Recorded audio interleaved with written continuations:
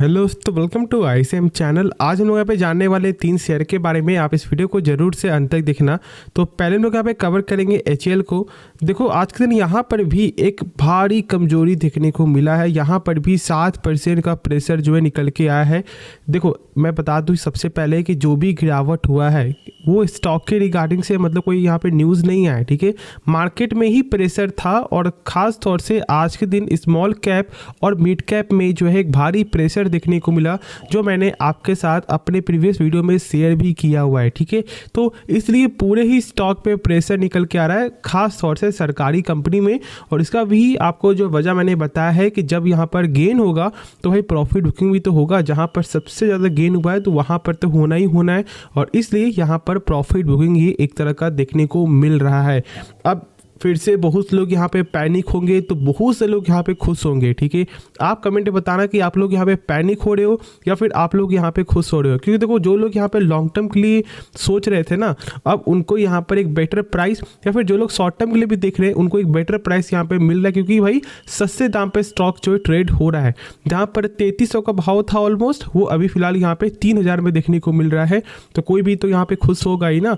अब जो लोग यहाँ पे एक हाई प्राइस पे स्टॉक को बाय कर लिए तो उनको डर यहाँ पे लग रहा होगा। और इसका वजह क्या है कि भाई कंपनी को आप लोगों ने सही से नहीं समझा है, ठीक है। देखो सबसे पहले आप लोग ये जानते हो कि अभी फिलहाल यहाँ पे लगातार फोकस बना हुआ इस कंपनी के रिगार्डिंग से। लास्ट वीक पहले ही यहाँ पे एचएएल को जो है 34 ध्रुव चॉपर का यहाँ पे ऑर्डर देखने को मिला सरकार की तरफ से। और ये तो यहाँ पर था ही, साथ साथ एक और भी आया था जो था यहाँ पे 15,000 करोड़ का अप्रूवल जो है मिलते हुए दिखाई दे रहा था AMCH के रिगार्डिंग से, मतलब एडवांस मीडियम कॉम्बैट एयरक्राफ्ट, जो फिलहाल सबसे इंपॉर्टेंट पार्ट में से यहाँ पे एक है। तो ओवरऑल यहाँ पर जो भी न्यूज़ आते हुए दिखाई दिया है इस स्टॉक के रिगार्डिंग से, वो सारा ही यहाँ पे अच्छा न्यूज़ ही देखने को मिला है। और इसका बेनिफिट आज नहीं लॉन्ग टर्म में देखने को मिलेगा। इस बात को आप लोग सही से समझ लो।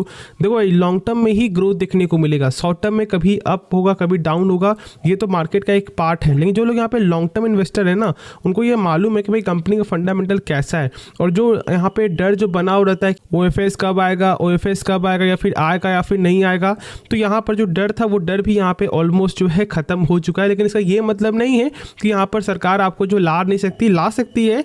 लेकिन फिलहाल जो डर था वो डर यहाँ पे तो ख़त्म होते हुए दिखाई दिया है। तो इसलिए यहाँ पे आप पे आराम से पेशेंस रखो। और जब हम लोग यहाँ पे टेक्निकल देखते हैं तो भाई टेक्निकल मुझे यहाँ पे फिर से अपने सपोर्ट के करीब पे ये दिखाई दे रहा है, जो मैंने एक रेंज आपके साथ शेयर किया हुआ है।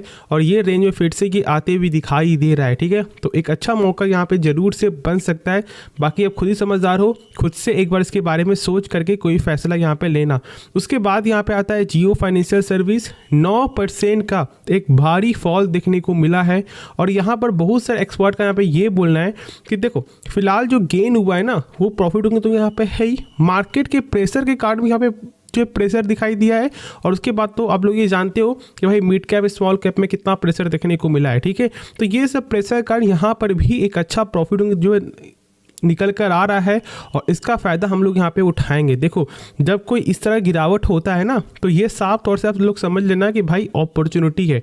अब इसे भी यहाँ पर जो है अपॉर्चुनिटी लेके यदि आप नहीं समझ रहे हो तो फिर तो भाई मार्केट में आप लोगों को दिक्कत होना ही होना। इस बात को लोग सही से समझ लो। और ये एक अच्छा मौका आज के दिन देखने को मिला है। तो बाकी आप लोग जो है खुद से इसके बारे में सोचना कि देखो भाई म्यूचुअल फंड के बिजनेस में ये तो भाई अब सेबी के पास जो है फाइल भी सबमिट यहाँ पे कर चुकी है।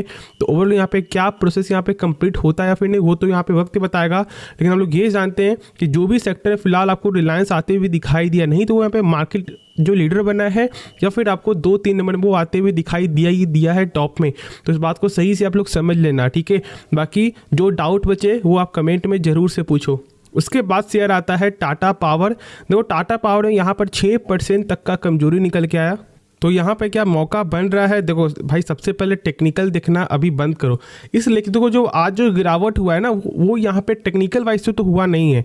लेकिन यदि हम लोग उसके बाद भी यदि देख लेना तो ये अपने सपोर्ट के करीब ही है। ऐसा नहीं कि अपने सपोर्ट को ब्रेकडाउन यहाँ पे किया हुआ है।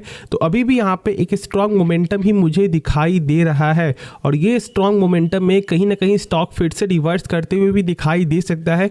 तो बिल्कुल भी यहाँ पे सेल मत करना, और यदि फ्रेश एंट्री करना है तो आप यदि यहाँ पे सोच रहे हो, ठीक है, खास तौर से इसके बारे में, तो आप 358 के ऊपर जितना भी कम प्राइस में आपको, मतलब जितना भी ऊपर प्राइस में स्टॉक मिल जाए उसके बारे में सोच लेना। मतलब 358 का सपोर्ट है, यदि 365 मिल जाए या फिर 360 मिल जाए, ये जो है आपको मार्केट के ऊपर डिपेंड करता है। लेकिन हाँ, फिलहाल ये एक अच्छा सपोर्ट है और इसके बारे में सोच करके चल सकते हो यदि आपको टेक्निकल पर्पस से जाना है तो।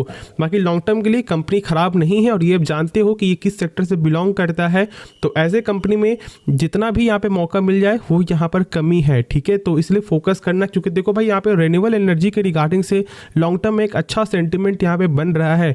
और अब तो यहाँ पे कार्बन इमिशन के रिगार्डिंग से हम लोग ये जानते हैं कि भाई नेट जो है आपको जीरो करना है, और यहाँ पे वो भी 2070 तक। तो ठीक है, यहाँ पे ओवरऑल जो ग्रोथ का बहुत ज़्यादा चांस है और ऐसे कंपनी में इन्वेस्ट करके भूल जाना ही सबसे अच्छा यहाँ पे डिसीजन माना जाएगा।